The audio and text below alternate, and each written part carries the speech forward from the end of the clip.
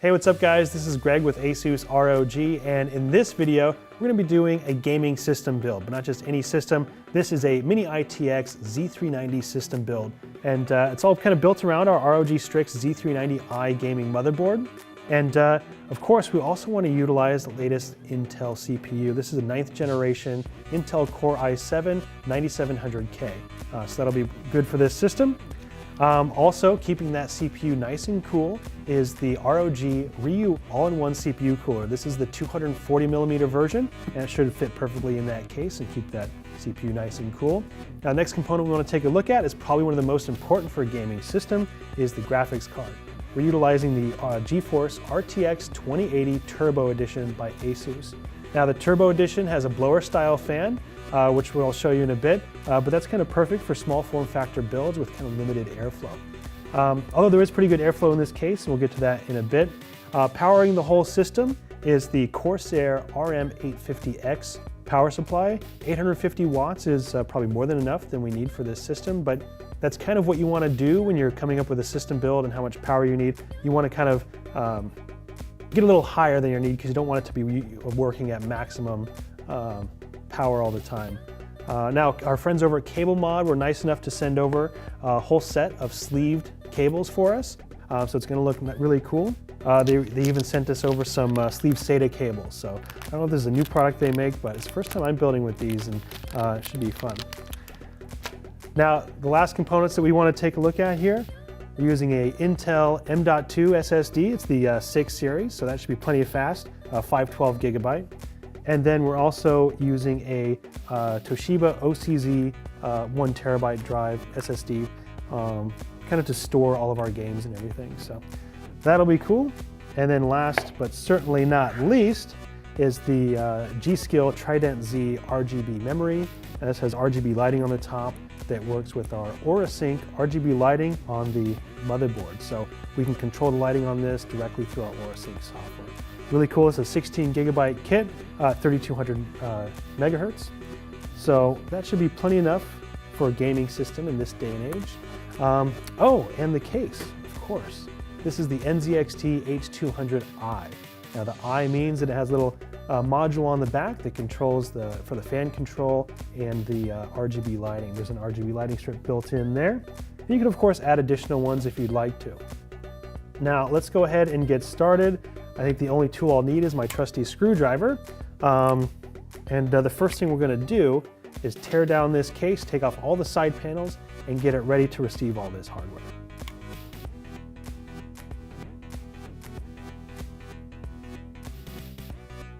Now this front panel is kind of difficult to get off, I think just because it's a brand new case. You kind of just have to give it a good yank and it'll come right off. It's held on with just these pressure clips right here. Now we're also going to remove the dust filter in the front. I actually don't think we're going to be able to use this because of how we're going to be setting up the fans and the liquid CPU cooler, so just toss that. So now I think we're ready to go ahead and prep the motherboard and get that installed here. So the first thing we're going to do is install the CPU. I like to install it before I put the motherboard in the case, just because there's more room to work with. Now to make sure it's oriented correctly, there's a little triangle on the bottom left hand of the CPU. That matches up with this little dot on the motherboard itself. Let's go ahead and drop that in.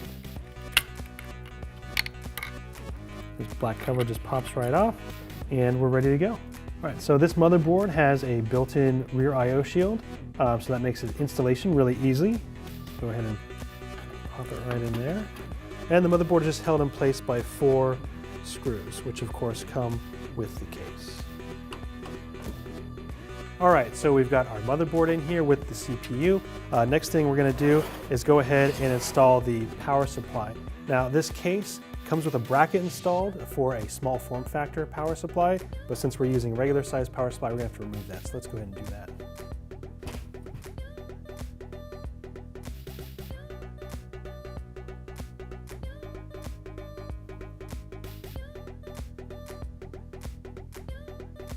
All right, so the power supply is in. Next thing we're gonna do is install the liquid CPU cooler and the radiator and fans. So let's go and get started on that.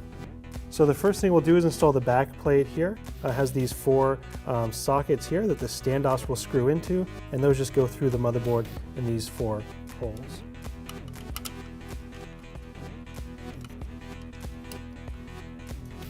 There we go.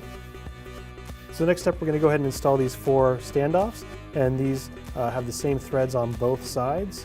I'm just going to go ahead and screw these into the back plate here.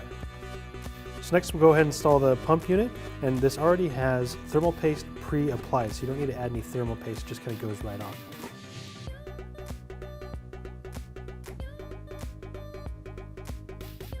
Now that we've got the pump bracket on all the standoffs, we're just going to hold it down with these thumb screws here. And then we can finish them off with a screwdriver, but you don't want to over tighten these, just get them down till you kind of feel a little bit of resistance, and you'll be good to go.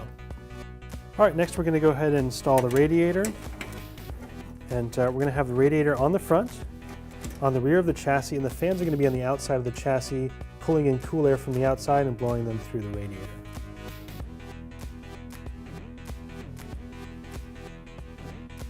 Okay, so we got our fans on. Let's go ahead and take the fan cables and we'll run them up here to the rear so we can get those plugged in to the outputs on the CPU pump. All right, so next we'll go ahead and unravel the cables here connected to the CPU pump, and these are power for the pump and fans, and then this you plug into the CPU fan header on the motherboard, and then these are the power cables for the fans. So I'm just going to go ahead and run these to the rear of the board through here. So these are coming directly from the CPU pump, and these are going to power the fans on the front of the radiator there. And then this is our main power connection for the CPU pump. We're going to plug that into a SATA cable coming from the power supply in just a minute. All right, last cable we need to plug in for the CPU pump is this 4-pin header. It goes right into the CPU pump fan header down here. But before I do that, since this cable is going to be visible, I'm going to just wrap it around this screwdriver here to kind of make it look a little nicer and be a little tidier. Now before it gets too crowded in here, we're going to go ahead and install the M.2 SSD. We'll start by removing the heatsink. We'll go ahead and put in the M.2 at about a 45-degree angle. Now we'll go ahead and tighten it down with the screw, tiny screw that comes with the motherboard. All right, now we'll go ahead and replace the heatsink. Now the heatsink is there because when M.2s are working hard, they can heat up. And when they heat up, they can throttle down so you get slower speed. So the heatsink will help dissipate that heat, keep everything running as fast as it can. All right, so we've got most of our components installed. I think now it's time to grab the cable mod cables and go ahead and get everything hooked up to the power supply. And we'll also run all the cables from the front I/O to the motherboard. So let's go ahead and get started with that. And like I said, Cable Mod hooked us up with these sleeve cables, and they're gonna look awesome. You know what? There's not that much room in here to access all of the plugs on the back. So what I'm gonna do is take the power supply out, plug in all the cables I think I'm gonna need, and then put it back in.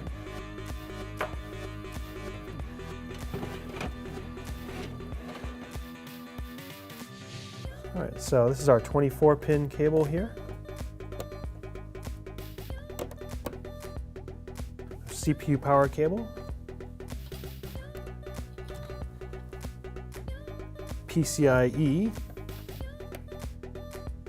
and then SATA power for our CPU cooler and fans, and then one more SATA power connection for our SSD.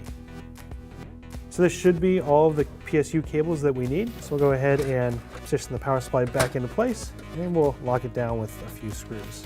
All right, so power supply is back in place. Now we're going to run all of these cables around to the front so we can plug them into the motherboard. So we'll start with the CPU power connection. It's going to be easier if we split it to fit it through this tight space here. And then of course our 24-pin motherboard connection here. And the PCIe power for the graphics card will go right through the bottom here. All right, then we'll run a SATA power cable through the front here for our SSD once we're ready for that. All right, so I've cleaned up the cables back here a little bit, but we need a SATA power cable here for the, this is for the liquid CPU cooler here. And then this is for the NZXT fan controller, so that controls the top and the rear fan, as well as the LED light strip that's inside the case already. All right, next thing we're gonna do is go ahead and plug in all of the front I/O connectors. So first we've got the front USB 3.0 connections. Next we've got the HD audio connection. And we've got the front panel, which is the power button, reset switch, and the hard drive activity LED. While we're in here, we'll go ahead and connect the CPU cooler to our motherboard via the USB header. Now the USB header is a little tricky. I'm gonna run the cable down below the memory here, or where the memory will be once we install that, through the back and then up through the bottom in order to reach the USB header over here. It's a little tricky, but it should all work out in the end. Now one issue you might see is that these cables are in front of the PCIe slot where the graphics card is gonna go.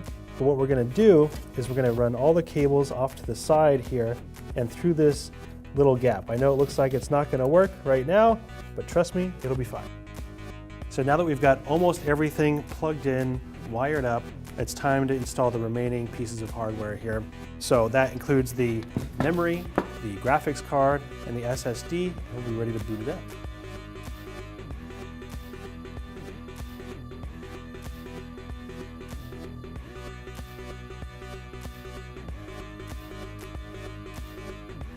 So next we use this bracket here to install the 2.5-inch SSD. So before we attach the SSD to the chassis here, we're going to want to go ahead and plug in the SATA data cable and the power connection, because it's going to be near impossible once you actually attach it to the chassis to get these cables plugged in. Now last but certainly not least, we'll go ahead and install our NVIDIA GeForce RTX 2080.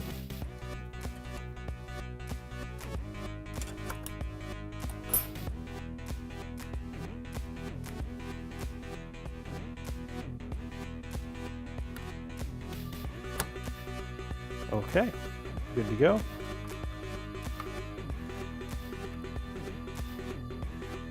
All right, there we go. All the components are in. Now it's time for the moment of truth. Go and get this plugged in and see if everything works. All right, power supply's on. The lights on the motherboard came on, so that's a good sign. Okay, it's on. All the fans are going. We've got all the LEDs going, and even the LCD screen on the CPU cooler is going, so I think we're good to go. The next step is we're gonna go ahead and clean up some of the cable management in the rear here, and put on all the side panels, get it hooked up to this monitor back here, and install some software and get this thing ready for some gaming. I think we're also gonna go ahead and try some overclocking with this and see what kind of performance we can get out of this tiny system. So I want to thank you guys very much for watching. If you have any questions about this build or any of our other products, please reach out to us on our Facebook page at facebook.com/rog.n.america. See you next time.